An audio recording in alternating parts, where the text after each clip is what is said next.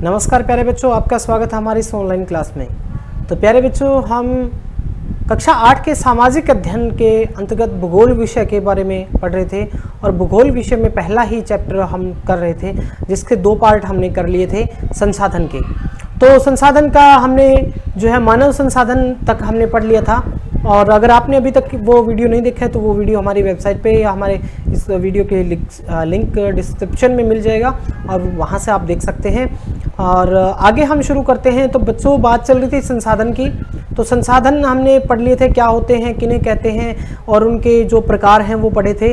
और तीसरे प्रकार का हम पढ़ रहे थे मानव संसाधन, क्योंकि मानव भी एक संसाधन है। मानव भी मानव की आवश्यकताएं पूर्ति करता है, इसलिए मानव भी एक संसाधन है। तो चलिए मानव संसाधन के बारे में देखते हैं। मानव संसाधन, लोग और अधिक संसाधन बनाने के लिए प्रकृति का सबसे अच्छा उपयोग तभी कर सकते हैं जब उनके पास ऐसा करने का ज्ञान, कौशल तथा प्रौद्योगिकी उपलब्ध हो। ऐसा तभी कर सकते हैं जब टेक्नोलॉजी आदि उपलब्ध हो। इसलिए मनुष्य एक विशिष्ट प्रकार का संसाधन है, क्योंकि मान लीजिए कि भूमि के गर्भ में तेल के भंडार हैं, तो वो संसाधन तो नहीं है। वो संसाधन कब कहलाएंगे? जब उस तेल को हम निकाल लेंगे और वो तेल हमारी आवश्यकता की पूर्ति करेगा, तब हम कह सकते हैं कि वो संसाधन है। तो वो तेल जो है उसका पता लगाना, उसको बाहर निकालने के लिए प्रयास करना, बाहर निकालना, उसको परिशोधन करना और उसके बाद में उसको प्रयोग करना, यहाँ तक ये सब कुछ करने के लिए हमें तकनीकी का प्रयोग करना पड़ेगा, टेक्नोलॉजी का, प्रौद्योगिकी का प्रयोग करना पड़ेगा। और वो प्रौद्योगिकी किसने विकसित की? मनुष्य ने विकसित की। तो इसलिए मनुष्य भी क्या है? एक संसाधन है। अतः लोग मानव संसाधन हैं। जो लोग हैं वो क्या है? वो मानव संसाधन है। मनुष्य क्या कहलाता है? मनुष्य भी एक संसाधन है, और वो संसाधन का तीसरा प्रकार अर्थात मानव संसाधन कहलाता है। शिक्षा और स्वास्थ्य लोगों को बहुमूल्य संसाधन बनाने में मदद करते हैं। शिक्षा और स्वास्थ्य ऐसे पहलू हैं जो मनुष्य को बहुमूल्य बनाते हैं संसाधन के तौर पर। अधिक संसाधनों के निर्माण में समर्थ होने के लिए लोगों के कौशल में सुधार करना मानव संसाधन विकास कहलाता है। लोगों को स्किल डेवलप करना, लोगों को सुधारना, लोगों को तकनीक की विकसित करने के योग्य बनाना भी क्या है?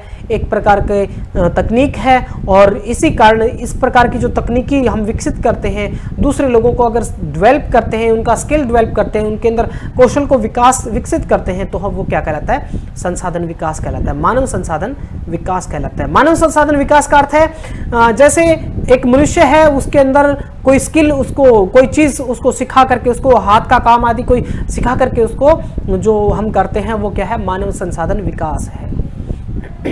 संसाधन संरक्षण, तो देखिए प्यारे बच्चों, संसाधन है हमारे पास उपलब्ध हैं, कुछ नवीकरणीय है, कुछ अनवीकरणीय है। कुछ तो नवीकरणीय नवीन हो जाएंगे, लेकिन कुछ एक जो है वो समाप्त हो जाएंगे।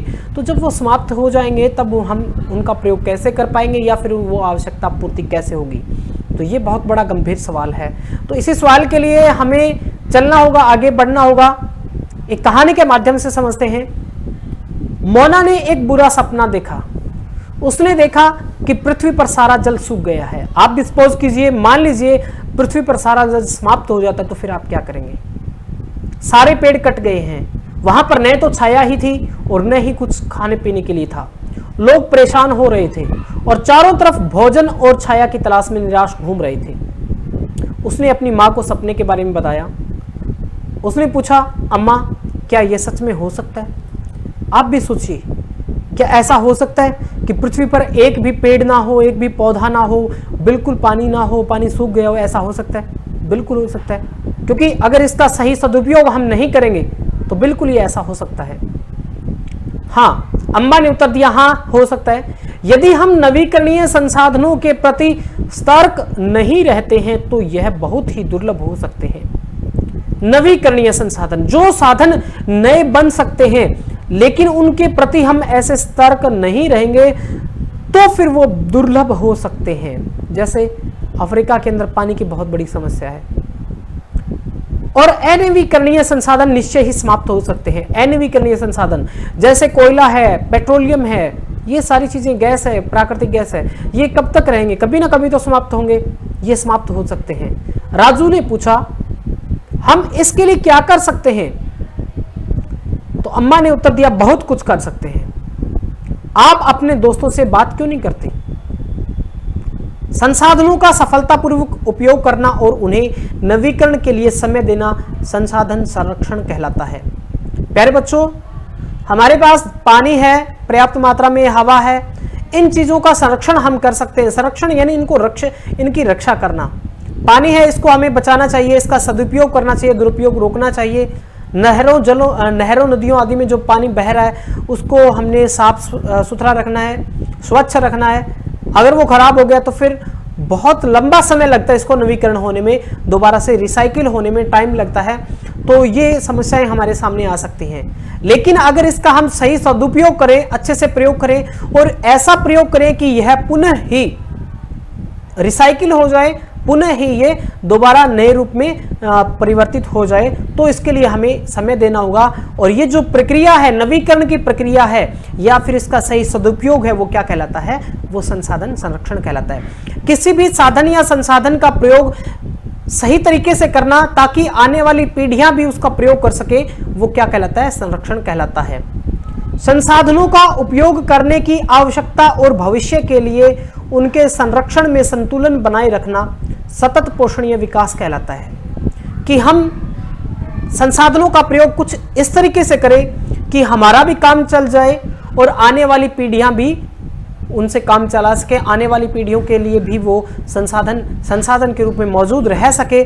तो इसके लिए हम जो प्रयास करते हैं वो प्रयास क्या कहलाते हैं? संतुलन बनाए रखने के लिए जो प्रयास किए जाते हैं वो कहलाता है सतत पोषणीय विकास।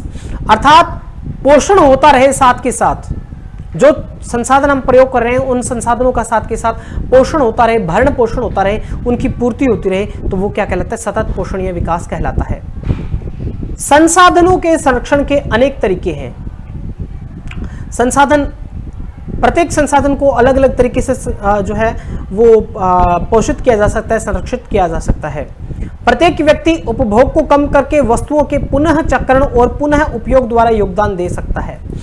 जैसे वस्तुओं का हम बार बार प्रयोग करें और कम प्रयोग करें तो भी वो हम कह सकते हैं कि उसका संरक्षण हम कर सकते हैं।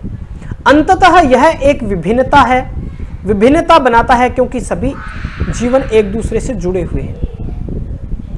उस शाम बच्चों और उसके मित्रों ने पुराने समाचार पत्रों, व्यर्थ वस्त्रों तथा बांस की डंडियों से लिफाफे और खरीदारी के लिए थैले बनाए। मोना ने कहा, हम इन वस्तुओं में से कुछ वस्तुएं उन परिवारों को देंगे जिन्हें हम जानते हैं। मुस्तफा ने कहा, अपने संसाधनों को बचाना है और अपनी पृथ्वी को सजीव रखना है, यह एक बहुत अच्छा कार्य है। तो प्यारे बच्चों, हमारे आसपास जो वस्तुएं हैं, जो संसाधन है, हमें उनका उचित और सदुपयोग करना चाहिए, कम से कम प्रयोग करना चाहिए ताकि आने वाली पीढ़ियों के लिए वो बचे रहें। जैसी ने कहा, मैं बहुत ही सतर्क रहूंगी कि कागज व्यर्थ ना हो। तो प्यारे बच्चों, कागज बड़ी मुश्किल से बनता है और कागज लकड़ी से बनता है और लकड़ी वनों से आती है। तो वनों को काटेंगे तो हवा नहीं मिलेगी, बारिश नहीं होगी, तो हमारा संतुलन जो है पर्यावरण का बिगड़ेगा, पानी की कमी भी होगी और साफ वायु की भी कमी होगी। इसलिए हमें कागज का सदुपयोग करना है, कम से कम प्रयोग करना है, कागज को बचाना है। उसने स्पष्ट किया, कागज बनाने के लिए बहुत से पेड़ों को काट दिया जाता है। तो बिल्कुल आपकी कॉपीज होती हैं, आपकी पुस्तकें होती हैं, ये कागज से बनती है और कागज वृक्षों से बनता है। तो इस वृक्षों को हमें बचाना है और पर्यावरण को भी हमें बचाना है। तो इसलिए हमें संसाधनों का सही से उपयोग करना चाहिए ताकि आने वाली पीढ़ियों के लिए बचे रहें।